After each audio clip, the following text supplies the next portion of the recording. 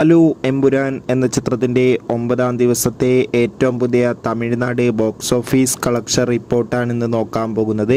വീഡിയോയിൽ മുൻപ് video like ചെയ്യുക, ചാനൽ സബ്സ്ക്രൈബ് ചെയ്യുക. മാർച്ച് ഏപ്രിൽ മാസം അങ്ങോട്ട് ധാരാളം ചിത്രങ്ങൾ OTT റിലീസ് ചെയ്യുന്നുണ്ട്. നമ്മുടെ ചാനൽ ഭാഗം പരിശോധിച്ചാൽ ആ വീഡിയോയ്ക്ക് നിങ്ങൾക്ക് കാണാൻ വേണ്ടി സാധിക്കുന്നതായിരിക്കും. മോഹൻലാൽ, മഞ്ജു വാര്യർ, പൃഥ്വിരാജ്, ടൊവിനോ തോമസ് എന്നൊക്കെ പ്രധാന കഥാപാത്രങ്ങളായിട്ട് മാർച്ച് 27-ാം തീയതി റിലീസിനെത്തിയ ചിത്രമായിരുന്നു എമ്പുരാൻ. ചിത്രത്തിന് ഇപ്പോഴും നല്ല മികച്ച പോസിറ്റീവ് റെസ്പോൺസ് തന്നെയാണ് പുറത്തുകൊണ്ടിരിക്കുന്നത്.